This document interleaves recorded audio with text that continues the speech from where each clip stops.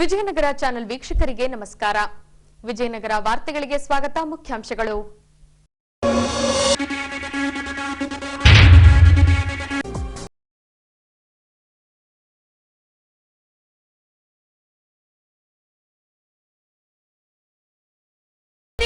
ಖಾಲಿ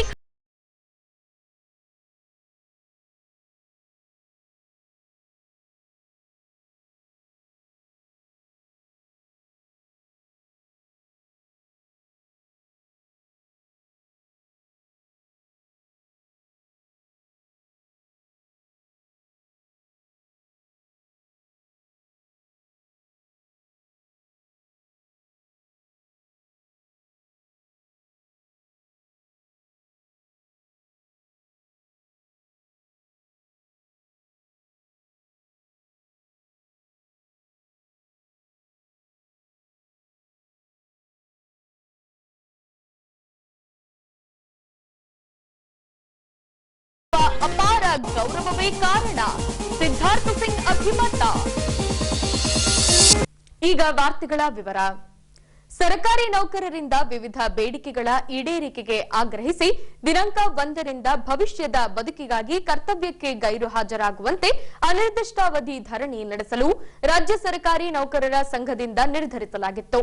ಈ ಭಾಗವಾಗಿ ವಿಜಯನಗರ ಜಿಲ್ಲಾ ಕೇಂದ್ರದಲ್ಲಿ ಕೂಡ ಸರ್ಕಾರಿ ನೌಕರರು ಕರ್ತವ್ಯಕ್ಕೆ ಗೈರು ಹಾಜರಾಗುವ ಮೂಲಕ ಮುಷ್ಕರಕ್ಕೆ ಬೆಂಬಲ ಸೂಚಿಸಿದ್ದಾರೆ. ಹೌದು, ಕರ್ನಾಟಕ ರಾಜ್ಯ ಸರ್ಕಾರಿ ನೌಕರರ ಬೇಡಿಕೆಗಳ ಈಡೇರಿಕೆಗಾಗಿ ದಿನಾಂಕ 1ರಿಂದ ರಾಜ್ಯವ್ಯಾಪಿ ಕರ್ತವ್ಯಕ್ಕೆ ಗೈರಾಗುವ ಮೂಲಕ ಮುಷ್ಕರ ಕೈಗೊಂಡಿದ್ದರು.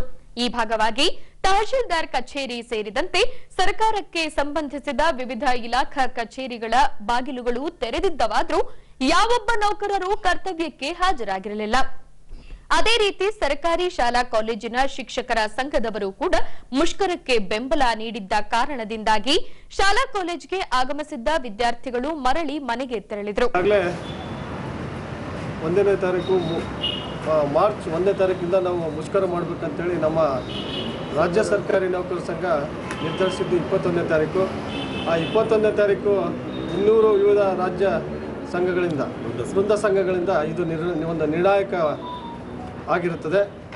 ಈ ಒಂದು ಹಿನ್ನೆಲೆಯಲ್ಲಿ ನಮಗೆ ರಾಜ್ಯ ಸರ್ಕಾರ ಬಡ್ಜೆಟ್ನಲ್ಲಿ ಯಾವುದೇ ರೀತಿಯಾಗಿ ನಮಗೆ 7ನೇ ವೇತನ ಆಯೋಗದ ಬಗ್ಗೆ 7ನೇ ವೇತನದ ಬಗ್ಗೆ ನಮಗೆ ಸ್ಪಷ್ಟವಾದ ನಿಲುವನ್ನು ತಾಳಿದ್ದಿಲ್ಲ. ಹಾಗೂ OPS ಜಾರಿಯಾಗುವ ಬಗ್ಗೆ ಕೂಡ ಯಾವುದೇ ರೀತಿಯ ನಿರ್ಧಾರಗಳು ಪ್ರಕಟವಾಗದೇ ಇದ್ದದ್ದನ್ನು ನಾವೆಲ್ಲರೂ ಪರಿಗಣಿಸಿ ಈ ದಿವಸ ನಾವು ಮುಷ್ಕರಕ್ಕೆ ಶಾಂತಿಯುತವಾಗಿ, ಯಾವುದೇ ರೀತಿ ಪ್ರತಿಭಟನೆ ಇಲ್ಲ, ಪೆಂಡಾಲ್ ಸ್ಟ್ರೈಕ್ ಇಲ್ಲ, ಯಾವುದೇ ಸರ್ಕಾರದ ವಿರುದ್ಧ ಘೋಷಣೆ ಇಲ್ಲದಂಗೆ ನಾವೆಲ್ಲರೂ ಸರ್ಕಾರದ ವಿರುದ್ಧವಾಗಿ ಇಡೀ ರಾಜ್ಯ ಸರ್ಕಾರಿ ನೌಕರರು 6 ಲಕ್ಷ ಸರ್ಕಾರಿ ನೌಕರರು ಮತ್ತು ನಮಗೆ ಸಪೋರ್ಟ್ ಮಾಡೋದಂಥ ನಿವೃತ್ತಿ ನೌಕರರು ಕೂಡ ಸುಮಾರು 3 ಲಕ್ಷ ಜನ ಇದ್ದಾರೆ. ಹಾಗೂ ನಿಗಮ ಮಂಡಳಿ ನೌಕರರು ಕೂಡ 3 ಲಕ್ಷ, ಹೀಗೆ 12 ಲಕ್ಷ ಸರ್ಕಾರಿ ನೌಕರರು ಹಾಗೂ ಅವರ ಕುಟುಂಬಸ್ಥರು ಸುಮಾರು 1 ಕೋಟಿ ನಮಗೆ ಸರ್ಕಾರಿ ನೌಕರರ ಬಲ ಇದೆ. ಈ ಹಿನ್ನೆಲೆಯಲ್ಲಿ ನಾವು ಸರ್ಕಾರದ ವಿರುದ್ಧ ನಮಗೆ ಬರ್ತಕ್ಕಂಥ ಒಂದು 7ನೇ ವೇತನ ಆಯೋಗ ನಮಗೆ ಜಾರಿ ಆಗಬೇಕು ಮತ್ತು NPS ತಲುಪಬೇಕು. ಯಾಕೆ NPS ಅನ್ನೋದು ನಮಗೆ ಸರ್ಕಾರಿ ನೌಕರರಿಗೆ ಮಾರಕ, ಅದು ಮರಣ ಶಾಸನ. ಈ ಹಿನ್ನೆಲೆಯಲ್ಲಿ ಈಗಾಗಲೇ ಛತ್ತೀಸ್ಗಢ, ರಾಜಸ್ಥಾನ್, ಹಿಮಾಚಲ ಪ್ರದೇಶ, ಜಾರ್ಖಂಡ್, ಪಂಜಾಬ್ ಹೀಗೆ 5 ರಾಜ್ಯಗಳಲ್ಲಿ ದೇಶದಲ್ಲಿ ಆಗಲೇ ಜಾರಿ ಮಾಡಿ ಮಾದರಿಯಾಗಿದ್ದಾವೆ. ಈ ಹಿನ್ನೆಲೆಯಲ್ಲಿ ನಾವು ಕೂಡ ಕರ್ನಾಟಕ OPS ತರಬೇಕಂತೇಳಿ ನಾವು ಈ ಒಂದು ರಾಜ್ಯ ಸರ್ಕಾರಿ ನೌಕರರು ನಿರ್ಧರಿಸಿದೆ. ಈ ಒಂದು ಪ್ರತಿಭಟನೆ ದಿವಸ ಎಲ್ಲರೂ ಕೂಡ ಸರ್ಕಾರಿ ನೌಕರರು ಯಾವುದೇ ರೀತಿಯಾಗಿ ಸರ್ಕಾರಿ ಕಚೇರಿಗಳಿಗೆ ಬರೆದಂಗೆ ಕೇವಲ ಗೈರು ಹಾಜರಾಗುವ ಮುಖಾಂತರ ನಾವು ಪ್ರತಿಭಟನೆಯನ್ನು ಶಾಂತಿಯುತವಾಗಿ ಮಾಡ್ತಾಯಿದ್ದೀವಿ. ಈ ದಿವಸ ನಮ್ಮ ಸರ್ಕಾರಿ ನೌಕರರು, ಅದರಲ್ಲಿ ವಿಜಯನಗರ ಸರ್ಕಾರಿ ನೌಕರರು ಅತ್ಯಂತ ಉತ್ತಮವಾಗಿ ನಮಗೆ ಪ್ರತಿಕ್ರಿಯೆಯನ್ನು ನಮಗೆ ಹೋರಾಟಕ್ಕೆ ಬಂದಿದ್ದಾರೆ.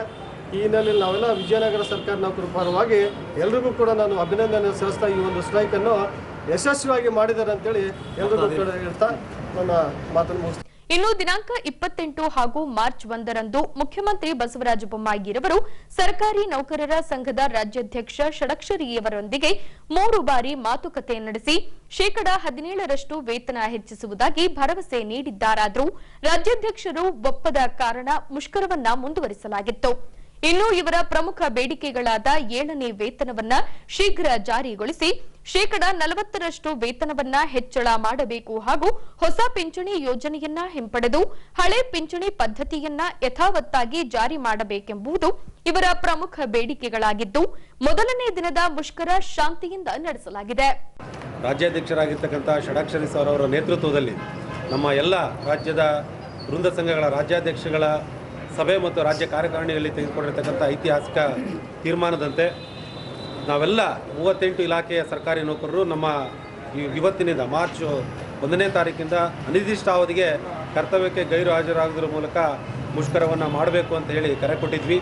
ನಮ್ಮ ಮನವಿಗೆ ಹೋಗ್ಬಿಟ್ಟಿರ್ತಕ್ಕಂಥ ಎಲ್ಲ ಇಲಾಖೆಯ ಸರ್ಕಾರಿ ನೌಕರರು ಕೂಡ ಸ್ವಯಂ ಪ್ರೇರಿತವಾಗಿ ಕರ್ತವ್ಯಕ್ಕೆ ಗೈರು ಹಾಜರಾಗುವುದರ ಮೂಲಕ ವಿಜಯನಗರ ಜಿಲ್ಲೆಯ ಒಂದು ಒಗ್ಗಟ್ಟನ್ನು ಪ್ರದರ್ಶನ ಮಾಡೋದರ ಮೂಲಕ ತಾವೆಲ್ಲರೂ ಕೂಡ ಮುಷ್ಕರದಲ್ಲಿ ಭಾಗವಹಿಸಿ ಮೊದಲನೆಯ ದಿನದ ಮುಷ್ಕರವನ್ನು ಯಶಸ್ವಿ ಮಾಡಿದ್ದಾರೆ. ಆ ಒಂದು ಹಿನ್ನೆಲೆಯಲ್ಲಿ ಕರ್ನಾಟಕ ರಾಜ್ಯ ಸರ್ಕಾರಿ ನೌಕರರ ಸಂಘ ಜಿಲ್ಲಾ ಶಾಖೆ ವಿಜಯನಗರದ ವತಿಯಿಂದ ನಾನು ನಮ್ಮ ಜಿಲ್ಲೆಯ ಎಲ್ಲ ಸಮಸ್ತ ನಮ್ಮ ಹೆಮ್ಮೆಯ ಸರ್ಕಾರಿ ನೌಕರರ ಬಂಧುಗಳಿಗೆ ತುಂಬು ಹೃದಯದ ಅಭಿನಂದನೆಗಳನ್ನು ಸಲ್ಲಿಸ್ತಾ ಇದ್ದೇನೆ. ಈಗಾಗಲೇ ನಾವು ಹಲವಾರು ಕಚೇರಿಗಳಿಗೆ ಸಾಂಕೇತಿಕವಾಗಿ ನಾವು ಭೇಟಿ ನೀಡಿದ್ವಿ ಅಷ್ಟೇ. ಅಂದರೆ ನಮ್ಮ ಉದ್ದೇಶ ಏನಾಗಿತ್ತು ಅಂದರೆ ಅಲ್ಲಿ ಸ್ವಯಂ ಪ್ರೇರಿತವಾಗಿ ನೌಕರರು ಕರ್ತವ್ಯಕ್ಕೆ ಹಾಜರಾಗಿದ್ದಾರೋ ಇಲ್ವೋ ಅಂಥೇಳಿ ನಾವು ಪರಿಶೀಲನೆ ಮಾಡೋಣ ಅಂಥೇಳಿ ನಾವು ಹಲವಾರು ಇಲಾಖೆಗಳಿಗೆ ಭೇಟಿ ನೀಡಿದ್ವಿ. ಯಾವೊಂದು ಇಲಾಖೆಯಲ್ಲಿ ಕೂಡ ಯಾವೊಬ್ಬ ಸರ್ಕಾರಿ ನೌಕರರು ಕೂಡ ಕರ್ತವ್ಯಕ್ಕೆ ಹಾಜರಾಗಿಲ್ಲ. ಎಲ್ಲರೂ ಕೂಡ ಕರ್ತವ್ಯಕ್ಕೆ ಗೈರು ಹಾಜರಾಗೋದ್ರ ಮೂಲಕ ನಮ್ಮ ಏನು ರಾಜ್ಯ ಸರ್ಕಾರಿ ನೌಕರರ ಸಂಘದ ಒಂದು ಬ್ಯಾನರ್ ನಡಿಯಲ್ಲಿ ಇವತ್ತು ಎಲ್ಲ ಇಲಾಖೆಯ ನೌಕರರು ಕೂಡ ಒಂದಾಗಿ ಹೋರಾಟವನ್ನು ಯಶಸ್ವಿ ಮಾಡ್ತಾ ಇದ್ದಾರೆ. ಇದಕ್ಕೆ ನಾವು ತುಂಬ ಈ ಹೋರಾಟ ನಮ್ಮ ವಿಜಯನಗರ ಜಿಲ್ಲೆಯಲ್ಲಿ 100ಕ್ಕೆ 100ರಷ್ಟು ಯಶಸ್ವಿಯಾಗಿದೆ ಅಂತ ಹೇಳಲಿಕ್ಕೆ ತುಂಬ ಸಂತೋಷ ಆಗುತ್ತೆ. ಆ ನಿಟ್ಟಿನಲ್ಲಿ ನಾವೆಲ್ಲರೂ ಕೂಡ ರಾಜ್ಯ ಸರ್ಕಾರಿ ನೌಕರರ ಸಂಘದ ವತಿಯಿಂದ ನಮ್ಮ ಎಲ್ಲ ವೃಂದ ಸಂಘಗಳ ಜಿಲ್ಲಾಧ್ಯಕ್ಷರುಗಳಿಗೆ, ಕಾರ್ಯದರ್ಶಿಗಳಿಗೆ ಮತ್ತು ತಾಲೂಕು ಘಟಕಗಳ ಅಧ್ಯಕ್ಷರಿಗೆ, ಕಾರ್ಯದರ್ಶಿಗಳಿಗೆ ಮತ್ತು ನಮ್ಮ ಸಂಘದ ಎಲ್ಲ ಗೌರವಾನ್ವಿತ ಪದಾಧಿಕಾರಿಗಳಿಗೆ ಮತ್ತು ವೃಂದ ಸಂಘದ ಎಲ್ಲ ಗೌರವಾನ್ವಿತ ಪದಾಧಿಕಾರಿಗಳಿಗೆ ತುಂಬು ಹೃದಯದ ಧನ್ಯವಾದಗಳನ್ನು ಅರ್ಪಿಸ್ತೇನೆ. ಅದರಲ್ಲೂ ಕೂಡ ವಿಶೇಷವಾಗಿ ಜಿಲ್ಲಾ ಕೇಂದ್ರವಾಗಿರ್ತಕ್ಕಂಥ ವಿಜಯನಗರದಲ್ಲಿ ನಮ್ಮ ಉತ್ಸಾಹಿ ಮಹಿಳಾ ಸರ್ಕಾರಿ ನೌಕರರು ತಮ್ಮ ಮನೆಗಳಿಂದ ಸ್ವಯಂ ಪ್ರೇರಿತವಾಗಿ ಆಗಮಿಸಿ ಮುಷ್ಕರದಲ್ಲಿ ಭಾಗವಹಿಸಿ ಅವರು ಕೂಡ ಉತ್ಸಾಹದಿಂದ ನಾವು ಎಲ್ಲ ಇಲಾಖೆಗಳಿಗೆ ಭೇಟಿ ನೀಡ್ತೇವೆ, ನಾವು ನಮ್ಮ ಮಹಿಳಾ ನೌಕರರು ಯಾರಾದರೂ ಕರ್ತವ್ಯಕ್ಕೆ ಹಾಜರಾಗಿದ್ದರೆ ಅವರು ಮನವೊಲಿಸ್ತೇವೆ ಅಂತೇಳಿ ಉತ್ಸಾಹದಿಂದ ಬಂದಿದ್ದರು. ಆದರೆ ನಾವು ಪರಿಶೀಲನೆ ಮಾಡಿದಾಗ ಎಲ್ಲೂ ಕೂಡ ಯಾವೊಬ್ಬ ಸರ್ಕಾರಿ ನೌಕರರು ಕೂಡ ಕರ್ತವ್ಯಕ್ಕೆ ಹಾಜರಾಗಿಲ್ಲ. ಎಲ್ಲರೂ ಕೂಡ 100ಕ್ಕೆ 100 ಗೈರು ಹಾಜರಾಗಿ ಈ ಮುಷ್ಕರವನ್ನು ಮೊದಲನೇ ದಿನದ ಮುಷ್ಕರವನ್ನು ಯಶಸ್ವಿ ಮಾಡಿದ್ದಾರೆ ಅಂತಕ್ಕಂಥ ಮಾಹಿತಿಯನ್ನು ಈ ಸಂದರ್ಭದಲ್ಲಿ ಹೇಳಿಕ್ಕೆ ಬಯಸ್ತೇನೆ. ಈಗಾಗಲೇ ಬರ್ತಾ ದಾರಿಯಲ್ಲಿ ಬರ್ತಾ ಸಂದರ್ಭದಲ್ಲಿ ನಮಗೆ ಸರ್ಕಾರದ ಒಂದು ಆದೇಶ ಬಂದಿದೆ. 17% ಮಧ್ಯಂತರ ಪರಿಹಾರವನ್ನು ಘೋಷಣೆ ಮಾಡಿ ಸರ್ಕಾರ ಆದೇಶ ಮಾಡಿದೆ. ಆದರೆ ಅದಕ್ಕೆ ನಾವು ನಮ್ಮ ಬೇಡಿಕೆ ಅದಲ್ಲ. ನಮ್ಮ ಬೇಡಿಕೆ 40% ಫಿಟ್ಮೆಂಟ್ ಕೊಡಬೇಕು ಅಂತಕ್ಕಂಥ ಬೇಡಿಕೆ ಸರ್ಕಾರದ ಮುಂದೆ ನಾವು ಇಟ್ಟಿದ್ವಿ. ಆ ಬೇಡಿಕೆ ಇನ್ನೂ ಈಡೇರಿಲ್ಲ. ಆದ್ದರಿಂದ ಯಾವುದೇ ಕಾರಣಕ್ಕೂ ನಾವು 17%ಗೆ ಇದು ನಾವು ತೃಪ್ತರಾಗಿಲ್ಲ. ಸರ್ಕಾರ ಅದನ್ನು ಮರುಪರಿಶೀಲನೆ ಮಾಡಬೇಕು. ಕನಿಷ್ಠ 30% ಆದರೂ ಮಧ್ಯಂತರ ಪರಿಹಾರವನ್ನು ಕೊಡಲೇಬೇಕು ಅಂತಕ್ಕಂಥ ಒಂದು ಹಕ್ಕೊತ್ತಾಯವನ್ನು ನಾವು ಮಾಡ್ತೇವೆ. ನಮಸ್ಕಾರ, ಎಲ್ರಿಗೂ ಧನ್ಯವಾದ. ಸರ್ಕಾರಿ ಜಮೀನಿಗೆ ಸಂಬಂಧಿಸಿದಂತೆ ನಕಲಿ ದಾಖಲೆಗಳನ್ನು ಸೃಷ್ಟಿಸಿ ಅದಕ್ಕೆ ಮಂಜೂರಾತಿ ನೀಡುವಂತೆ ತಾಲೂಕು ಕಚೇರಿಗೆ ಅರ್ಜಿ ಸಲ್ಲಿಸಲಾಗುತ್ತಿದೆ ಎಂದು ಜಿಲ್ಲಾಧಿಕಾರಿಗಳಿಗೆ ದೂರುಗಳು ಸಲ್ಲಿಕೆಯಾಗಿದ್ದವು. ಈ ಹಿನ್ನೆಲೆಯಲ್ಲಿ ಜಿಲ್ಲಾಧಿಕಾರಿ ವೆಂಕಟೇಶ್ ರವರು ತಾಲೂಕು ಕಚೇರಿಗೆ ಭೇಟಿ ನೀಡಿ ದಾಖಲಾತಿ ಪತ್ರಗಳನ್ನು ಪರಿಶೀಲಿಸಲಾಗಿ ಮಂಜೂರಾತಿಗಾಗಿ ನೀಡಿರುವ ಅರ್ಜಿಗಳು ನಕಲಿಯಾಗಿವೆ ಎಂದಿದ್ದಾರೆ. ಹೌದು, ಈ ಅಂಶಕ್ಕೆ ಸಂಬಂಧಿಸಿದಂತೆ ದಿನಾಂಕ 28ರಂದು ತಾಲೂಕು ಕಚೇರಿಗೆ ದಿಢೀರ್ ಭೇಟಿ ನೀಡಿದ ಜಿಲ್ಲಾಧಿಕಾರಿ ವೆಂಕಟೇಶ್ ರವರು ತಹಶೀಲ್ದಾರ್ ಕಚೇರಿ ಆವರಣದಲ್ಲಿರುವ ಭೂ ದಾಖಲೆಗಳ ಕೊಠಡಿಗಳಿಗೆ ತೆರಳಿ ಮಂಜೂರಾತಿಗಾಗಿ ಅರ್ಜಿ ಸಲ್ಲಿಸಿದ ದಾಖಲೆಗಳಲ್ಲಿ ನಮೂದಿಸಿದ ಮಾಹಿತಿಯ ನೈಜತೆಯ ಕುರಿತು ಪರಿಶೀಲನೆ ನಡೆಸಿದರು.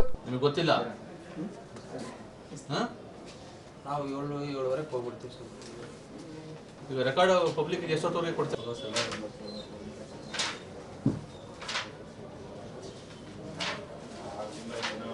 ಆಮೇಲೆ ಬೇಕಾ ಸರ್?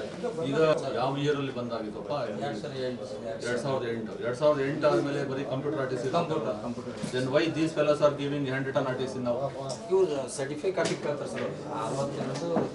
ಸರ್ಟಿಫೈ ಮಾಡ್ತಾರ, ತಿದ್ದುಬಿಟ್ಟು ಕೊಡ್ತಾರ ಅದರಲ್ಲಿ ನನ್ನ ಮಕ್ಕಳು ಸರ್ಟಿಫೈ ಕೊಡ್ಬೇಕು ಸರ್. ತಿದ್ದುಬಿಟ್ಟು ಕೊಡ್ತಾ ಇಲ್ವ ಅವರು?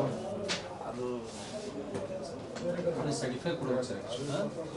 ಎಲ್ಲ ಗವರ್ಮೆಂಟ್ ಲ್ಯಾಂಡ್ ಗ್ರಾಪ್ ಮಾಡೋಕ್ಕೆ ಆರ್ಟಿಸ್ಟ್ಗಳು ತಿದ್ದಿ 2-3 ಅಲ್ಲ ಸುಮಾರಿದೆ. 83, 84 ಅನಾದಿನ ಅಂದರೆ ಸರ್ಕಾರಿ ಜಾಗ. ಸರ್ಕಾರಿ ಸರ್. ಸೊ ಇನ್ನೂ ಹಿಂದಕ್ಕೆ ಹೋದರೆ 86, 87ಕ್ಕೆ ತರಂ ಕಟ್ಟದ ಪರಂಪೋಕು ಅಂದರೆ that is a government unassessed government land ಅಲ್ವಾ? Unassessed government land. ಆಮೇಲೆ ಬರ್ತಾ ಬರ್ತಾ ಬರ್ತಾ ಎಲ್ಲಿದು ಅವ್ನು ಎಲ್ಲಿ ತಗೊಂಡೋದು ಅದನ್ನು ಯಾರೊಬ್ಬರಿಗೆ ಮಂಜೂರಾಗ್ಬಿಟ್ಟದು ಇತ್ತೀಚೆಗೆ. ಅದು ಮಂಜೂರಾತಿ ಆದೇಶ ಕೊಡಿ ನನಗೆ, ಯಾರು ಮಂಜೂರು ಮಾಡಿದ್ರು, ಹೆಂಗೆ ಮಂಜೂರು ಮಾಡಿದ್ರು? ಅಲ್ಲ ಸರ್, ಇವು ಪಟ್ಟಗಳೇನು ಕೊಟ್ಟರಲ್ಲ ಸರ್, ಅರ್ಧ ಇಲ್ಲಿ ಒರಿಜಿನಲ್ ಫೈಲ್ಗಳಿಲ್ಲ ಸರ್. ಇಲ್ಲ ಅಂದ್ರೆ ಇಲ್ಲ ಅಂತ ಕೊಡಿ ನೀವು. ಇಲ್ಲ ಭಾಳ ಪಟ್ಟಗಳು ಅವ ಸರ್, ಇಲ್ಲಿ ಫೈಲ್ಗಳಿಲ್ಲ, ಎಲ್ಲ ಡೂಪ್ಲಿಕೇಟ್ ಅವ ಸರ್.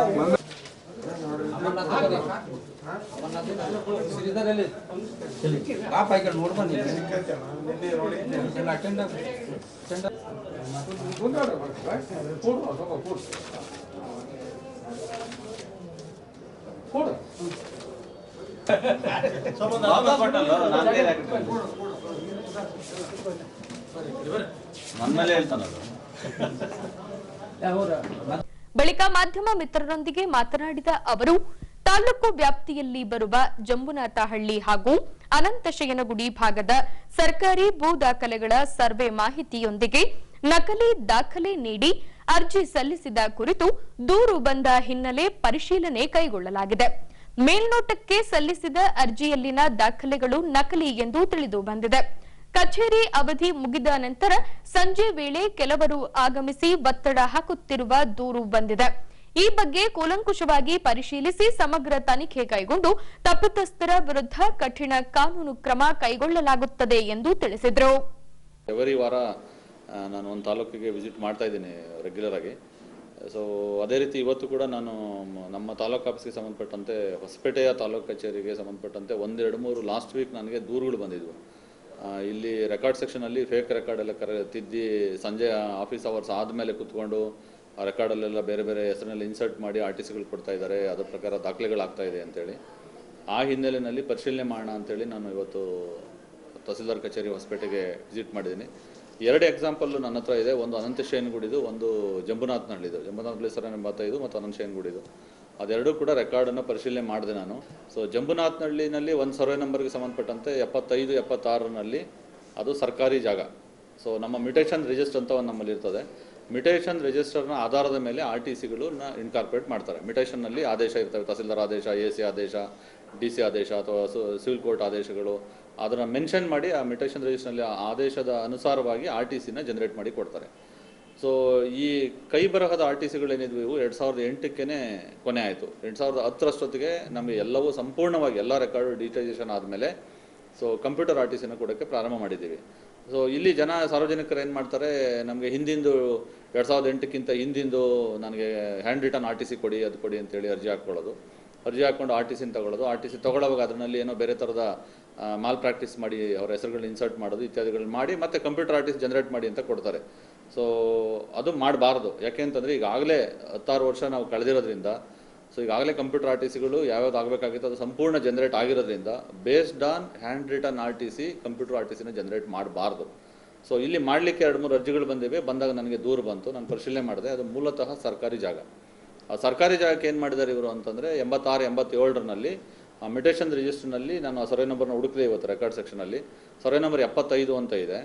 75 ಬಂದು ಡಯಾಗ್ಲಾಟ್ ಪ್ರಕಾರ ಅದು ಗೌರ್ಮೆಂಟ್ ಅನ್ಅಸೆಸ್ಡ್ ಗೌರ್ಮೆಂಟ್ ಲ್ಯಾಂಡ್ ಅದು. ಸೊ ಅದಕ್ಕೆ ಟ್ಯಾಕ್ಸ್ ಫಿಕ್ಸ್ ಆಗಿರಲ್ಲ, ಸರ್ಕಾರಿ ಭೂಮಿ ಇರ್ತದೆ.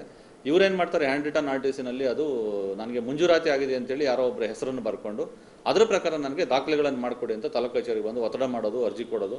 ಒಂದು ವೇಳೆ ಅವ್ರು ಮಾಡ್ಕೊಳ್ಳಿಲ್ಲ, ತಡ ಮಾಡಿದ್ರು ಅಂತಂದರೆ ಮತ್ತೆ ಕೋರ್ಟ್ಗೆ ಹೋಗಿ ಕೋರ್ಟಿಂದ ಡೈರೆಕ್ಷನ್ ತರೋದು ಇತ್ಯಾದಿಗಳಾಗಿ ಸಾಕಷ್ಟು ಸರ್ಕಾರಿ ಭೂಮಿಗಳು ಈ ಥರ ಏನು ಅನಧಿಕೃತವಾಗಿ ಅವರು ಒತ್ತುವರಿ ಮಾಡಿಕೊಂಡು ದಾಖಲೆಗಳನ್ನು ಸೃಷ್ಟಿ ಮಾಡಿ ಮಾಡೋಂಥದ್ದು ಒಂದು ಇದು ಸಿಕ್ಕಿದೆ ನನಗೆ. ಒಂದು 3-4 ಎಕ್ಸಾಂಪಲ್ ಇತ್ತೀಚೆಗೆ ಇಲ್ಲಿಗೆ ಬಂದ ಮೇಲೆ ದೂರು ಬಂತು. ಆ ಹಿನ್ನೆಲೆ ನಾನು ಪರಿಶೀಲನೆ ಮಾಡಿದ್ದೀನಿ. ಅವೆರಡೂ ಫೇಕೆ. ನನಗೆ ಯಾವೆರಡು ಕೊಟ್ಟಿದ್ದಾರೆ ಎರಡೂ ಮೇಲ್ನೋಟಕ್ಕೆ ಅದು ಫೇಕ್ ರೆಕಾರ್ಡ್ ಅಂತ ಅನಿಸುತ್ತೆ. ಯಾಕಂದರೆ ಮ್ಯೂಟೇಷನ್ ರಿಜಿಸ್ಟರ್ನ ನಂಬರ್ ಕೂಡ ಎಂಟ್ರಿ ಇಲ್ಲ. ಸೊ ಅವ್ರಿಗೆ ಮಂಜೂರಾತಿ ಆಗಿರೋಂಥ ಯಾವುದೇ ಫೈಲ್ ಆಗಲಿ ದಾಖಲಾತಿಗಳು ಯಾವುದೂ ಇಲ್ಲ. ಓನ್ಲಿ ಹ್ಯಾಂಡ್ ರಿಟರ್ನ್ RTC, ಹಳೆಯ ಹ್ಯಾಂಡ್ ರಿಟರ್ನ್ RTCಗಳಲ್ಲಿ ಅದನ್ನು ದಾಖಲು ಮಾಡಿದ್ದಾರೆ. ಸೊ ಬಟ್ ಒಂದೇನಂತಂದರೆ ಮೇಲ್ನೋಟಕ್ಕೆ ನನಗೆ ದೂರು ಕೂಡ ಇದೆ. ರೆಕಾರ್ಡ್ ಸೆಕ್ಷನಲ್ಲಿ ಸಂಜೆ ಆದಮೇಲೆ ಯಾರೋ ಹೊರಗಡೆಯಿಂದ ಬರೋದು, ಜನಗಳು ಬಂದು ಒತ್ತಡ ಹಾಕೋದು ಮತ್ತು ಈ ಥರ ರೆಕಾರ್ಡ್ಸ್ ಎಲ್ಲ ಫೇಕ್ ಮಾಡ್ತಾ ಇದ್ದಾರೆ ಅಂತ. ಇದನ್ನು ಸಮಗ್ರವಾಗಿ ನಾನು ತನಿಖೆ ಮಾಡಿ ಸಂಬಂಧಪಟ್ಟವ್ರ ಮೇಲೆ ನಿರ್ದಾಕ್ಷಿಣ್ಯವಾಗಿ ಕ್ರಮ ತಗೊಂಡು ಯಾಕೆಂದರೆ ತಹಸೀಲ್ದಾರ್ದಾಗಲಿ AC ದಾಗಲಿ ನಮ್ಮದಾಗಲಿ we are the custodian of the government lands. ನಾವು ಸರ್ಕಾರಿ ಭೂಮಿಯನ್ನು ಕಾಪಾಡೋಂಥದ್ದು, ಅದನ್ನು ಸರ್ಕಾರದ ಪರವಾಗಿ ನಿಷ್ಠೆಯನ್ನು ಕೆಲಸ ಮಾಡೋದು ನಮ್ಮ ಜವಾಬ್ದಾರಿ, ಕರ್ತವ್ಯ. ಅದನ್ನು ನಾವು ಸರಿಯಾಗಿ ಮಾಡಲಿಲ್ಲ ಅಂತಂದರೆ ಬಹುಶಃ ಈ ಥರದ ಇದೆಲ್ಲ ಆಗ್ತವೆ. ನನಗೆ ಕಂಡು ಬಂದ ತಕ್ಷಣ, ನನ್ನ ಗಮನಕ್ಕೆ ಬಂದ ತಕ್ಷಣ ಭಾಳ ನಿರ್ದಾಕ್ಷಿಣ್ಯವಾಗಿ ಇದ್ರ ಮೇಲೆ ಕಠಿಣ ಕ್ರಮ ಅಂತೂ ಖಂಡಿತ ಮಾಡ್ತೀನಿ. ಮತ್ತು ಇನ್ನೂ ಇದ್ರ ಡೀಟೈಲ್ ಆಗಿ ನಾನು ಇದನ್ನು ಎನ್ಕ್ವೈರಿ ಮತ್ತು ಪರಿಶೀಲನೆ ಕೂಡ ಮಾಡ್ತೀನಿ. ಅಲ್ಲ, ಇರುತ್ತೆ ಎಲ್ಲ ಕಡೆ. ಈಗ ಏನಾಗುತ್ತೆ ಅಂದರೆ ಬರ್ತಾ ನಿಮಗೆ ಪಾಪ್ಯುಲೇಷನ್ ಜಾಸ್ತಿ ಆಗ್ತಾ, ಅರ್ಬನೈಸೇಷನ್ ಆಗ್ತಾ ಲ್ಯಾಂಡ್ ಮೇಲೆ ಒತ್ತಡ ಜಾಸ್ತಿ ಆಗುತ್ತೆ, ಲ್ಯಾಂಡ್ ಡಿಮ್ಯಾಂಡ್ಸ್ ಆಗುತ್ತೆ, ಲ್ಯಾಂಡ್ ಕಾಸ್ಟು ರೇಟ್ಸು ಜಾಸ್ತಿ ಆಗ್ತಾ ಹೋಗುತ್ತೆ. That is a common scenario. But ಇಲ್ಲಿ ಹೊಸ ಜಿಲ್ಲೆ ಆಗಿದೆ, ಇಟ್ಸ್ ಅ ಟೂರಿಸ್ಟ್ ಡೆಸ್ಟಿನೇಷನ್ ಇದು. ಸೊ ಇಲ್ಲಿ ಆಬ್ವಿಯಸ್ಲಿ ಭೂಮಿಯ ಬೆಲೆ ಕೂಡ ಜಾಸ್ತಿ ಆಗ್ತಾ ಎಲ್ಲೆಲ್ಲಿ ಸರ್ಕಾರಿ ಭೂಮಿಗಳಿದ್ದಾವೆ, ಸರ್ಕಾರಿ ಜಾಗಗಳಿದ್ದಾವೆ, ಇಂಥ ಅವುಗಳನ್ನು ಒಡೆಯುವಂಥ ಭೂಗಳರು ಬಹುಶಃ ಎಲ್ಲ ಕಡೆ ಇರ್ತಾರೆ, ಇಲ್ಲೂ ಇದ್ದಿರ್ಬೋದು. ಸೊ ಆ ನಿಟ್ಟಿನಲ್ಲಿ ಪರಿಶೀಲನೆ ಮಾಡಿ ಹಂಗೇನಾದ್ರು ಕಂಡು ಬಂದರೆ ಆಕ್ಷನ್ ತಗೋಬೋದು. Thank you. ಅರ್ಥ ಆಗ್ತಿದೆಯಾ? ನೋಡಿ Mehta, I give 1 week time. ನೀವು ರೆಕಾರ್ಡ್ಸ್ ಕ್ಲೀನಪ್ ಆಗಿ ಈ ಥರ ಕಂಪ್ಲೇಂಟ್ ಬರ್ದಂಗೆ ಎಲ್ಲನೂ ಈ ಥರದ ಏನೇನು ಫೇಕ್ ರೆಕಾರ್ಡ್ಸ್ ಇದೆ without seeing the mutation entry, mutation register, ಯಾವ ಹ್ಯಾಂಡ್ ರಿಟರ್ನ್ ಆರ್ಟಿಸಿನೂ ಯಾವ ಅರ್ಜಿ ಕೊಟ್ಟು ಕೊಡಬಾರ್ದು. ಅದಕ್ಕೆ ನಮ್ಮ ಹತ್ರ ರೆಕಾರ್ಡ್ ಇದ್ರೆ ಕೊಡಿ. ಅನಾದಿನ ಅಂತ ಏನು ಚೇಂಜ್ ಮಾಡೋಕ್ಕಾಗುತ್ತೆ? ಆಗುತ್ತೇನಪ್ಪ? ಅನಾದಿನ ಅಂತ ಮಾಡಿರೋದೇ ನೀವು ಯಾವಂತ ಹೆಸರು ಸೇರಿಸ್ತಾರೆ. ಕಾರ್ಖಾನೆಗಳಲ್ಲಿ ದುಡಿಯುವ ಕಾರ್ಮಿಕರು ದುಡಿಯುವ ದಿನದ ಅವಧಿಯಲ್ಲಿ 3 ತಾಸುಗಳ ಕಾಲ ಹೆಚ್ಚಿಸಲಾಗಿದೆ.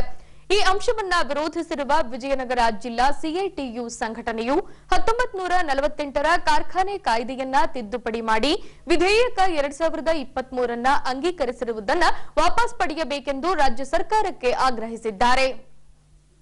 ಈ ಅಂಶಕ್ಕೆ ಸಂಬಂಧಿಸಿದಂತೆ ದಿನಾಂಕ 1ರಂದು ಜಿಲ್ಲಾಧಿಕಾರಿಗಳ ಕಚೇರಿಗೆ ಆಗಮಿಸಿದ centre of Indian trade unions Vijayanagara ಜಿಲ್ಲಾ ಸಂಘಟನಾ ಸಮಿತಿಯು ಇಲ್ಲಿನ ಅಧಿಕಾರಿಗಳ ದ್ವಾರ ರಾಜ್ಯಪಾಲರಿಗೆ ಮನವಿ ರವಾನಿಸಿ ಕಾರ್ಖಾನೆಗಳ ವಿಧೇಯಕ 2023 ಅಂಗೀಕರಿಸಿರುವುದನ್ನು ವಾಪಸ್ ಪಡೆಯಬೇಕೆಂದು ಆಗ್ರಹಿಸಿದ್ದಾರೆ.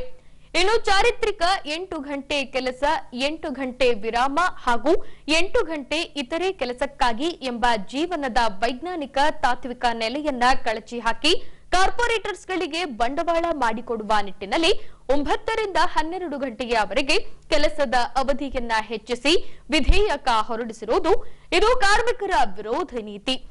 ಇಂದಿನ ಕಾಲದಲ್ಲಿ ಮಹಿಳೆಯರಿಗೆ ಸುರಕ್ಷತೆ ಇಲ್ಲ. ಇಂತಹದರಲ್ಲೂ ಮಹಿಳೆಯರಿಗೂ 9 ರಿಂದ 12 ಗಂಟೆಯವರೆಗೆ ಕೆಲಸವನ್ನ ಹೆಚ್ಚಿಸಿರುವುದು ಬಿಜೆಪಿಯಿಂದಾಗಿರುವ ಕಾರ್ಮಿಕ ವಿರೋಧಿ ನೀತಿ ಇದಾಗಿದ್ದು ಕೂಡಲೇ ವಿಧೇಯಕವನ್ನ ವಾಪಸ್ ಪಡೆಯಬೇಕೆಂದು ಮನವಿ ಮೂಲಕ ರಾಜ್ಯಪಾಲರಿಗೆ ಆಗ್ರಹಿಸಿದ್ದಾರೆ.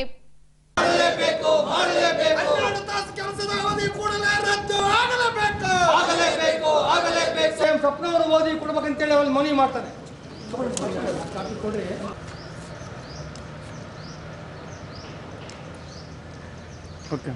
RS ಬಸವರಾಜ್, CITU ರಾಜ್ಯ ಉಪಾಧ್ಯಕ್ಷ. CITU ರಾಜ್ಯ ಸಮಿತಿ ಮೊನ್ನೆ ವಿಧಾನಸೌಧದಲ್ಲಿ ಏನು ಕಾರ್ಮಿಕರ 9 ತಾಸು ಇದ್ದಂಥದನ್ನು 12 ತಾಸು ವಿಧೇಯಕನ ಮಂಡನೆ ಮಾಡಿದ್ದಾರೆ. ಈ ಮಂಡನೆ ಮಾಡಿದ್ದನ್ನು CITU ವಿರೋಧ ಮಾಡ್ತದೆ. ಮುಖ್ಯವಾಗಿ ನಮಗೆ ಕಾರ್ಮಿಕರಿಗೆ ಕೆಲಸದ ಅವಧಿಯನ್ನು ಕಡಿಮೆ ಮಾಡಬೇಕು ಅಂತೇಳಿ CITU ಕೇಳ್ತಾ ಇದೆ. ಆದರೆ ಇವತ್ತು BJP ಸರ್ಕಾರ ರಾಜ್ಯದ ದುಡಿಯುವ ಜನ ಕಾರ್ಮಿಕರ ವಿರೋಧಿ ಸರ್ಕಾರ ಅನ್ನೋದನ್ನು ಇವತ್ತು ತೋರಿಸಿಕೊಟ್ಟಿದೆ. ಮುಖ್ಯವಾಗಿ 9 ತಾಸು ಇದ್ದದ್ದನ್ನು 12 ತಾಸು ಕೆಲಸ ಮಾಡಿ ಆ ದುಡಿಮೆಗೆ ತಕ್ಕಂಗೆ ಏನಾದರೂ ವೇತನವನ್ನು ಮಾಡ್ತಾರಂತ ಹೇಳಿದ್ರೆ ಅದಕ್ಕೆ ಮಾಡೋಕ್ಕೆ ರೆಡಿ ಇಲ್ಲ. ಕಾರ್ಮಿಕರಿಗೆ ಯಾವುದೇ ಸವಲತ್ತನ್ನು ಕೊಡಲಾರ್ದಂಗೆ 3 ತಾಸು ಇವತ್ತು ಕೆಲಸದ ಅವಧಿಯನ್ನು ಹೆಚ್ಚು ಮಾಡಿದ್ದಾರೆ. ಇದನ್ನು CITU ವಿರೋಧ ಮಾಡ್ತದೆ. ಮತ್ತು ಅಷ್ಟೇ ಅಲ್ಲ, ಇವತ್ತು ಮಹಿಳೆಯರ ಬಗ್ಗೆ ನಾವೇನು BJP ಸರ್ಕಾರ ಮಹಿಳೆಯರ ವಿರೋಧಿ ಸರ್ಕಾರ ಅಂತ ನಾವು ಕಾರ್ಮಿಕ ಸಂಘಟನೆ ಮೊದಲಿಂದನೇ ಹೇಳ್ತಾ ಬಂದಿದ್ವಿ. ಆದರೆ ಇವತ್ತು ಅದನ್ನು BJPಯ ಬೊಮ್ಮಾಯಿ ಸರ್ಕಾರ ಪ್ರೂಫ್ ಮಾಡಿದೆ. ಏನಂತ ಹೇಳಿದ್ರೆ ಇವತ್ತು ಮಹಿಳೆಯರಿಗೆ ರಾತ್ರಿ ಪಾಳ್ಯದಲ್ಲಿ ಕೆಲಸ ಮಾಡಬೇಕು ಅಂತ ವಿಧೇಯಕ ಮಂಡದಲ್ಲಿ ಅವರು ಮಂಡನೆ ಮಾಡಿದ್ದಾರೆ. ಇದರ ಅರ್ಥ ಏನು? ಒಂದು, ಮಹಿಳೆಯರಿಗೆ ಹಗಲತ್ತನೇ ಇವತ್ತು ಸುರಕ್ಷತೆ ಇಲ್ಲ. ಅನೇಕ ಕಡೆ ಇವತ್ತು ಮಹಿಳೆಯರ ಮೇಲೆ ದಾಳಿ ಆಗ್ತಾ ಇದ್ದಾವೆ. ಮಹಿಳೆಯರ ಮೇಲೆ ಲೈಂಗಿಕ ಕಿರುಕುಳ ನಡೀತಾ ಇದೆ. ಕೆಲಸದ ಅವಧಿಯಲ್ಲಿ ಮಹಿಳೆಯರ ಮೇಲೆ ದಾಳಿ ನಡೀತಾ ಇದ್ದಾವೆ. ಅದಕ್ಕೆ ಯಾವುದೇ ಕಾನೂನಾತ್ಮಕವಾಗಿ ಮಹಿಳೆಯರಿಗೆ ರಕ್ಷಣೆ ಕೊಡ್ತಾ ಇಲ್ಲ. ಹಂಗಾಗಿ ಇವತ್ತು ಮಹಿಳೆಯರನ್ನ ರಾತ್ರಿ ಪಾಳದಲ್ಲಿ ಕೆಲಸ ಮಾಡ್ತೀವಿ ಅಂತ ಹೇಳಿದ್ರೆ ಮಹಿಳೆಯರನ್ನ ಕೆಲಸದಿಂದ ದೂರ ಇಡಬೇಕು ಅನ್ನೋಂಥದ್ದನ್ನು BJP ಸರ್ಕಾರ ಮಾಡ್ತಾ ಇದೆ. ಇದನ್ನು ನಾವು BJP ಸರ್ಕಾರದ ಈ ವಿಧೇಯಕ ಮಂಡನೆ ವಾಪಸ್ ಆಗಬೇಕು ಅಂತೇಳಿ ರಾಜ್ಯಪಾಲರಿಗೆ ಮನವಿ ಪತ್ರ ಕೊಡೋದ್ರ ಮುಖಾಂತರ ಇವತ್ತಿನ ಹೋರಾಟವನ್ನು ನಡೆಸ್ತಾ ಇದ್ದೀವಿ. ಸದ್ದಿಲ್ಲದೆ ಸಮಾಜಮುಖಿ ಕಾಯಕಗಳನ್ನ ಮಾಡಿ ಇನ್ನೆಂದೂ ಹಿಂತಿರುಗಿ ಬಾರದ ದಾರಿಯಲ್ಲಿ ಹೆಜ್ಜೆ ಹಾಕಿ ನಡೆದ ಕರ್ನಾಟಕ ರಾಜ್ಯರತ್ನ ಡಾಕ್ಟರ್ ಪುನೀತ್ ರಾಜ್ಕುಮಾರ್ ರವರು ತಮ್ಮ ನಟನೆಯ ಜೊತೆಗೆ ಸಮಾಜಮುಖಿ ಸೇವೆಯಿಂದಾಗಿ ರಾಜ್ಯದ ಅಪಾರ ಅಭಿಮಾನಿಗಳನ್ನ ಗಳಿಸಿಕೊಂಡಿದ್ದಾರೆ. ಈ ಹಿನ್ನೆಲೆಯಲ್ಲಿ ಸ್ಫೂರ್ತಿ ದಿನದ ಶುಭ ಸಂದರ್ಭದಲ್ಲಿ ಅಪ್ಪು ಅಭಿಮಾನಿಗಳಿಂದ ಪುನೀತ್ ಮಾಲೆ ಧರಿಸುವ ಕಾರ್ಯಕ್ರಮವನ್ನ ನಡೆಸಲಾಗಿದೆ.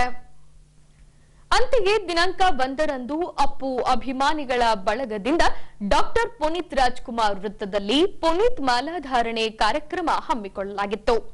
ಈ ಸಂದರ್ಭದಲ್ಲಿ ಸಿದ್ಧಾರ್ಥ ಸಿಂಗ್ ರವರಿಂದ ಅಪ್ಪುರವರ ಪುತ್ಥಳಿಗೆ ಹೂವಿನ ಹಾರ ಹಾಕಿ ಪೂಜೆ ಸಲ್ಲಿಸಿದ ಬಳಿಕ ಸಿದ್ದಲಿಂಗ ಸ್ವಾಮಿಗಳಿಂದ ಪುನೀತ ಮಾಲೆಗಳಿಗೆ ಧಾರ್ಮಿಕ ವಿಧಿವಿಧಾನಗಳ ಪ್ರಕಾರ ಪೂಜೆ ಸಲ್ಲಿಸಿ ಅಪ್ಪು ಅಭಿಮಾನಿಗಳಿಗೆ ಪುನೀತ ಮಾಲಾಧಾರಣೆ ನಡೆಸಿ ಅಪ್ಪುರವರ ಹೆಸರಿಗೆ ಕಪ್ಪು ಚುಕ್ಕಿ ಬಾರದಂತೆ ವ್ರತವನ್ನ ಪೂರೈಸಬೇಕೆಂದು ಮಾಲಾಧಾರಿಗಳಲ್ಲಿ ಕರೆ ನೀಡಿದರು.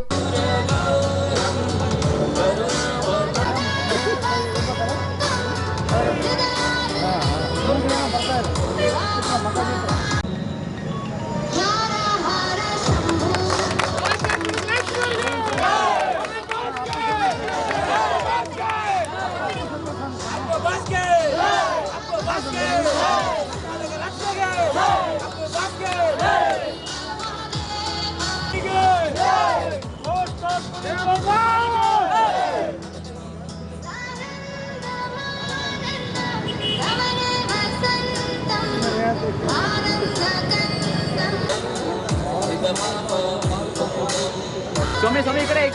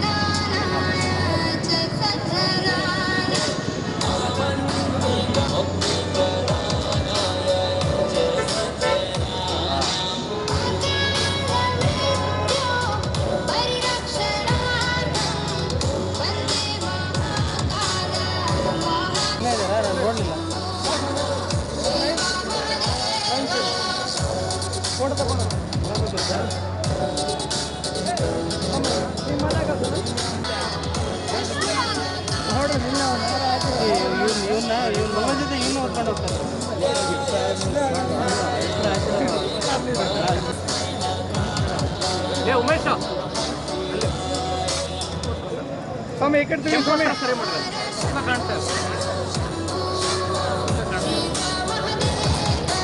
ಮೊಬೈಲ್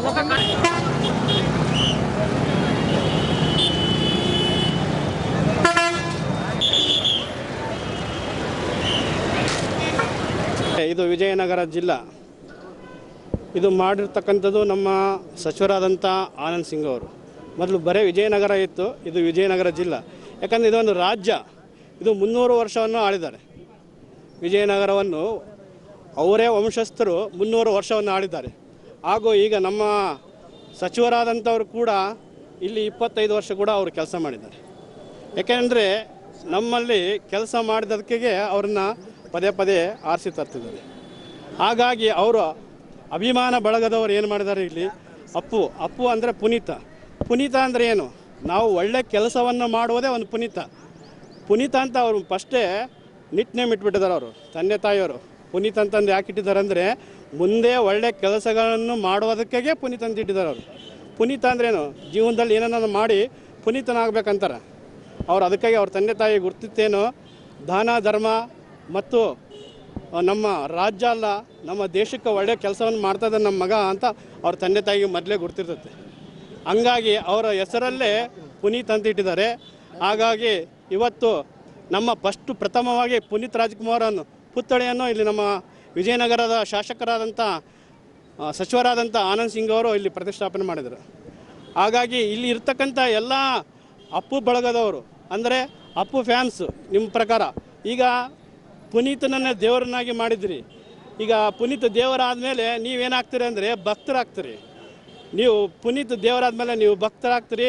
ಈಗ ಭಕ್ತರಾದಂಥ ಎಲ್ಲ ಅಪ್ಪು ಮಾಲೆಯನ್ನು ಧರಿಸಿದ್ದಾರೆ.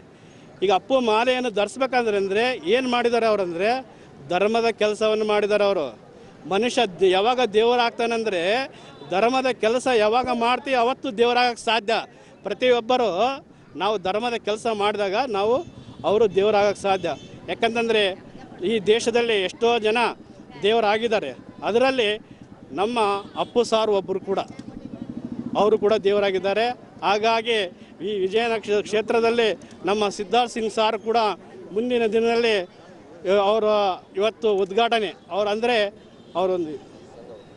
ಅವರ ಸಂಘ ಒಂದು ಉದ್ಘಾಟನೆ ಕೂಡ ಮಾಡಿದ್ದಾರೆ. ಮುಂದಿನ ದಿನದಲ್ಲಿ ಅಪ್ಪು ಫ್ಯಾನ್ಸು ಮತ್ತು ಅವ್ರ ಭಕ್ತರು ಕೂಡ ಜಾಸ್ತಿ ಆಗಲಿ, ಅವರಿಗೆ ಏನು ಅಂದ್ಕೊಂಡಿದ್ದಾರಲ್ಲ ಅವ್ರಿಗೆ ಕೂಡ ಒಳ್ಳೆಯದಾಗಲಿ. ಮಾಲೆ ವಿಶೇಷತೆ ಅಂದರೆ ನಮ್ಮಲ್ಲಿ ಒಂದು ಭಕ್ತಿ, ಅಂದರೆ ನಮ್ಮಲ್ಲಿ ಒಂದು ಹೃದಯದಲ್ಲಿ ಒಂದು ಬೆಳಕು, ಆತ್ಮವೇ ಪರಮಾತ್ಮ. ಈ ಮಾಲೆ ಹಾಕೋದ್ರಿಂದ ಏನಂದರೆ ಒಂದು ಮಂಡಲ ಅಂತ ಹೇಳ್ತೀವಿ. 48 ದಿನದಲ್ಲಿ ಯಾರೋ ಧ್ಯಾನ ನಿರತರಾಗಿರ್ತಾರೋ ಅವರಲ್ಲಿ ಒಂದು ದೇವರನ್ನು ಉತ್ಪಾದನೆ ಆಗ್ತಾನೆ. ಅಂದರೆ ಅವರಲ್ಲಿ ದೇವರನ್ನು ಭಕ್ತಿಯನ್ನು ಬರ್ತದೆ. ಆವಾಗ ಅವರಿಗೆ ಅದರಿಂದ ಒಳ್ಳೆಯದಾಗ್ತದೆ. ಆ ಮಾಲೆ ಹಾಕೋ ಉದ್ದೇಶನೇ ಅದು. ಯಾಕಂದರೆ ಏಕಾಗ್ರತೆ ಬೇಕು ಮನುಷ್ಯನಿಗೆ. ಮನಸ್ಸಿನ ದೀಪ ಬೆಳಕು ಯಾಕೆ ಬರ್ತದೆ ಅಂದರೆ ನಾವು ಕುಂತು ಧ್ಯಾನ ಮಾಡಿದರೆ 24 ನಿಮಿಷ ನಿಮ್ಮ ಮನಸ್ಸಿನಲ್ಲಿ ಇರ್ತಕ್ಕಂಥ ಆತ್ಮ ಜ್ಯೋತಿ ಬೆಳಗ್ತದೆ. ಅಂದರೆ ಏಕಾಗ್ರತೆಯಲ್ಲಿ ಕುತ್ಕೋಬೇಕು. ಅದರಾಗೆ ಇವರು ಮಾಲೆ ಹಾಕಿ ಅದನ್ನು ಧ್ಯಾನ ಮುಖಾಂತರವನ್ನು ಪುನೀತ್ ರಾಜ್ಕುಮಾರ್ನ ಕಂಡ್ಕೊಳ್ತಿದ್ದಾರೆ. ಅವ್ರಿಗೆ ಏಕಾಗ್ರತೆ ಮಾಲೆ ಹಾಕೋದೇ ಒಂದು ಉದ್ದೇಶ, ಏಕಾಗ್ರತೆ ಒಂದು ಧ್ಯಾನ. ಅದರಿಂದ ಅದಕ್ಕಾಗಿ ಅಪ್ಪು ಫ್ಯಾನ್ಸ್ ಏನಾಗಿದೆ ಅವರ ಏಕಾಗ್ರತೆಗೆ ಮತ್ತು ಅವರ ಅಭಿಮಾನಕ್ಕೆ ಈ ಮಾಲೆ ಹಾಕಿದ್ದಾರೆ. ಅವರಿಗೆ ಕೂಡ ಮಾಲೆ ಹಾಕಿದವ್ರಿಗೆ ಎಲ್ಲ ಸ್ವಾಮಿಗಳಿಗೂ ಕೂಡ ಒಳ್ಳೆಯದಾಗಲಿ ಮತ್ತು ಅಪ್ಪು ಬಳಗದವ್ರಿಗೆ ಕೂಡ ಒಳ್ಳೆಯದಾಗಲಿ. ನಮ್ಮ ಸಿದ್ಧಾರ್ಥ್ ಸಿಂಗ್ ಸಾರ್ ಕೂಡ ಮುಂದೆ ಈ ಸಮಾಜದಲ್ಲಿ ಒಳ್ಳೊಳ್ಳೆ ಕೆಲಸಗಳನ್ನು ಅವರು ಮಾಡ್ಕೊಂಬಂದಿದ್ದಾರೆ. ಈಗ ನಾವು ಯಾಕಂದರೆ ಅವರು ಕಾರ್ಯಕ್ರಮ ಇದು ಒಂದೇ ಮಾಡ್ತಾಯಿಲ್ಲ, ಅವರೇ 4-5 ಕಾರ್ಯಕ್ರಮದಲ್ಲಿ ನಾನು ಅವರು ಜೊತೆಗೆ ಭಾಗಿಯಾಗಿದ್ದೇನೆ. ಮುಂದೆ ಕೂಡ ಇದೇ ಥರ ಕಾರ್ಯಕ್ರಮವನ್ನು ಮಾಡ್ಕೊಂಡು ಹೋಗಲಿ ಎಲ್ಲ ಥರದಿಂದ. ಮತ್ತು ನಮ್ಮ ವಿಜಯನಗರ ಜನಗಳಿಗೆ ಕೂಡ ಒಳ್ಳೇದು ಮಾಡಿದ್ದಾರೆ. ಮುಂದೆ ಕೂಡ ಒಳ್ಳೆ ಬೆಳವಣಿಗೆ ಆಗುತ್ತೆ ಅಂತಂದೇಳಿ ನನ್ನ 2 ಮಾತುಗಳನ್ನು ಮುಗಿಸ್ತೇನೆ. ಬಳಿಕ ಸಿದ್ಧಾರ್ಥ್ ಸಿಂಗ್ ರವರು ಮಾತನಾಡಿ, ಭಾರತ ದೇಶ ನಂಬಿಕೆಯ ಆಧಾರದ ಮೇಲೆ ನಡೆಯುತ್ತಿದೆ. ಹೀಗೆ ಅಪ್ಪುರವರ ಸಮಾಜಮುಖಿ ಸೇವೆಗಳನ್ನ ಮನಗಂಡ ಅಪಾರ ಅಭಿಮಾನಿಗಳು ಅಪ್ಪುರವರ ಮೇಲೆ ನಂಬಿಕೆ ಇರಿಸಿ ಪುನೀತ್ ಮಾಲೆ ಧರಿಸಿದ್ದಾರೆಂದು ತಿಳಿಸಿದರು. ಇವತ್ತು ದಿವಂಗತ ಶ್ರೀ ಪುನೀತ್ ರಾಜ್ಕುಮಾರ್ ಅವರ ಅಭಿಮಾನಿಗಳೆಲ್ಲ ಸೇರಿ ನಮ್ಮ ದೇಶ ಹೇಗಾದರೆ ನಂಬಿಕೆಯಿಂದ ಜೀವನ ಕಟ್ಕೊಂಡು ಹೋಗೋ ದೇಶಭಕ್ತರು ನಾವೆಲ್ಲ. ಎಷ್ಟೋ ಜನ ಭೂಮಿ ಮೇಲೆ ಹುಟ್ಟು ಪವಾಡ ಪುರುಷರಾಗಿರೋದನ್ನು ನಮ್ಮ ದೇಶ ಕಂಡಿದೆ. ಆ ನಂಬಿಕೆ ವಿಚಾರ ಇಟ್ಕೊಂಡು ಇವತ್ತು ದಿವಂಗತ ಶ್ರೀ ಡಾಕ್ಟರ್ ಪುನೀತ್ ರಾಜ್ಕುಮಾರ್ ಅವರ ಅಭಿಮಾನಿಗಳು ಸೇರಿ ಅವರ ಒಂದು ನಂಬಿಕೆ ಅವರಿಗೆ ಪುನೀತ್ ರಾಜ್ಕುಮಾರ್ ಅವರು ದೇವರಾಗಿ ರೂಪಿಸುವ ಒಂದು ಸನ್ನಿವೇಶ ಬಂದಲ್ಲಿ ಅವರ ಜೀವನದಲ್ಲಿ ಒಂದು ಮಾಲಾಧಾರಣೆ ಮಾಡಿಕೊಂಡು ಮೊಟ್ಟ ಮೊದಲನೇ ಬಾರಿಗೆ ನಮ್ಮ ವಿಜಯನಗರ ಕ್ಷೇತ್ರದಲ್ಲಿ ಇಂಥ ಒಂದು ಪ್ರಕ್ರಿಯೆ ಇಡೀ ರಾಜ್ಯಾದ್ಯಂತ ಮೊಟ್ಟ ಮೊದಲನೇ ಬಾರಿಗೆ ನಮ್ಮ ಕ್ಷೇತ್ರದಲ್ಲಿ ನಡೆದಿದೆ ಅಂಥೇಳಿ ನಾವು ಹೇಳ್ಕೋಬೋದು. ಅದ್ರ ಜೊತೆಗೆ ಇದು ಅವರ ಮನಸ್ಸಿಂದ ಬಂದಿರೋ ಒಂದು ವಿಚಾರ, ಯಾರು ಅವರಿಗೆ ಒತ್ತಾಯ ಮಾಡಿ ಹಾಕಿಲ್ಲ. ಯಾಕಂದರೆ ಕೆಲವು ವಿಷಯಗಳು ನಾನು ಹಂಚ್ಕೋಬೇಕಾದ್ರೆ ಡಾಕ್ಟರ್ ಪುನೀತ್ ರಾಜ್ಕುಮಾರ್ ಅವರು ನಮಗೆ ಆಗಲಿ ಹೋಗಿದ್ದಾರೆ ಅನ್ನೋ ಒಂದು ವಿಷಯ ಸಾಮಾಜಿಕ ಜಾಲತಾಣದಲ್ಲಿ ಬಂದಾಗ ನಮ್ಮೂರಿನಲ್ಲಿರ್ತಕ್ಕಂಥ ಕೆಲವು ಅಭಿಮಾನಿಗಳು ಅವರ ಜೀವನನೇ ಅಂತ್ಯ ಮಾಡಿಬಿಡೋಣ, ಜೀವನದಲ್ಲಿ ಏನು ಅರ್ಥ ಇಲ್ಲ ಅನ್ನೋ ಒಂದು ಮನಸ್ಥಿತಿಗೆ ಒಳಗಾಗಿದ್ದರು. ಒಂದು 3-4 ದಿನ, ಒಂದು ವಾರ ಆ ಒಂದು ನೋವಿನ ಮನಸ್ಸಿನಿಂದ ಹೊರಗಡೆ ಬರಲಿಕ್ಕೆ ತುಂಬ ಕಷ್ಟ ಆಯಿತು. ಆದರೂ ಸಹ ಇವತ್ತು ಅವರು ಪುನೀತ್ ರಾಜ್ಕುಮಾರ್ ಅವ್ರನ್ನ ನಂಬಿ ಜೀವನ ಕಟ್ಕೊಳ್ತಿರೋದು ಅಭಿಮಾನ ಹೇಗಿರುತ್ತೆ ಅಂಥೇಳಿ ನನಗೂ ಒಂದು ಪರಿಚಯ ಆಯಿತು, ಒಂದು ಅನುಭವ ಆಯಿತು. ಅದ್ರ ಜೊತೆಗೆ ಇವತ್ತು ಕೆಲವು ಯುವಕರು ಸೇರಿ ನನ್ನ ಮೇಲಿರ್ತಕ್ಕಂಥ ಒಂದು ಗೌರವ, ಪ್ರೀತಿ ಮತ್ತು ವಿಶ್ವಾಸದ ಮೇಲೆ ಅವರು ಒಂದು ಸಂಘಟನೆಯನ್ನು ಕಟ್ಕೊಂಡು ಸಾಮಾಜಿಕವಾಗಿ ಒಳ್ಳೆಯ ಕೆಲಸಗಳನ್ನು ಮಾಡ್ಕೊಂಡು ಹೋಗೋ ಒಂದು ಉದ್ದೇಶ ಇಟ್ಕೊಂಡು ಒಂದು ಸಂಘಟನೆಯನ್ನು ಮಾಡಿದ್ದಾರೆ. ಅದು ನನಗೆ ಹೊಸ ವಿಚಾರ, ನನಗೆ ಗೊತ್ತಿದ್ದಿಲ್ಲ ಇವತ್ತು ಅವರು ಮಾಡ್ತಾರೆ ಅಂಥೇಳಿ. ನನಗೆ ಒಂದು ಸಂಘಟನೆ ಕಟ್ತಿದ್ದಾರೆ ಅಂಥೇಳಿ ಗೊತ್ತಿತ್ತು, ಆದರೆ ಉದ್ಘಾಟನೆ ಕಾರ್ಯಕ್ರಮ ಇವತ್ತು ಇಟ್ಕೊತಾರೆ ಅಂಥೇಳಿ ಗೊತ್ತಿದ್ದಿಲ್ಲ. ಸೊ ಹಾಗಾಗಿ ಆ ವಿಶೇಷತೆಯಿಂದ ಇನ್ನು ಪುನೀತ್ ಮಾಲೆಯ ಕುರಿತು ಹೇಳಬೇಕೆಂದಲ್ಲಿ ದಿನಾಂಕ 1ರಂದು ಪುನೀತ್ ಮಾಲೆ ಧರಿಸಿದವರು ದಿನಾಂಕ 17ರಂದು ಪುನೀತ್ ವೃತ್ತದಲ್ಲಿ ಪೂಜೆ ಸಲ್ಲಿಸಿ ದಿನಾಂಕ 18ರಂದು ಅಪ್ಪೂರವರ ಪುಣ್ಯಭೂಮಿಗೆ ತೆರಳಿ ಅಲ್ಲಿ ದರ್ಶನ ಪಡೆದು ಅಲ್ಲಿ ತಾವು ಇರುಮುಡಿಯಲ್ಲಿ ಕೊಂಡೊಯ್ದ ಅಕ್ಕಿ ಬೇಳೆ ಎಣ್ಣೆಯನ್ನ ಸಮರ್ಪಿಸಿ ಮರಳಿ ನಗರಕ್ಕೆ ಆಗಮಿಸಿ ಹಂಪಿಗೆ ತೆರಳಿ ಮಾಲೆಯನ್ನ ವಿಸರ್ಜನೆ ಮಾಡುತ್ತಾರೆ. ಮಾಲೆಯನ್ನ 1 ದಿನ 5 ಹಾಗೂ 11 ದಿನಗಳ ಕಾಲ ಹಾಕಬಹುದಾಗಿದೆ. ಈಗ ಕೊನೆಯಲ್ಲಿ ಮತ್ತೊಮ್ಮೆ ವಾರ್ತೆಗಳ ಮುಖ್ಯಾಂಶಗಳು.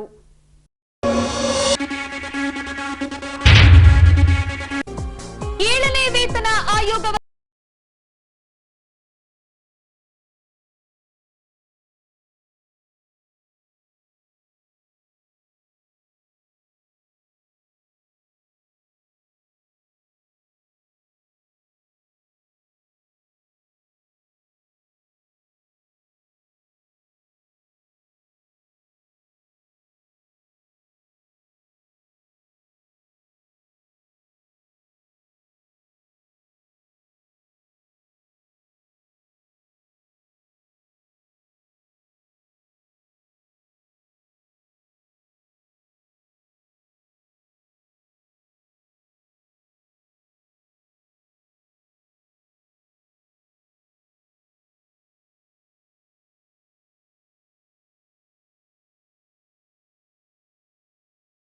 ಅಪಾರ ಗೌರವವೇ ಕಾರಣ.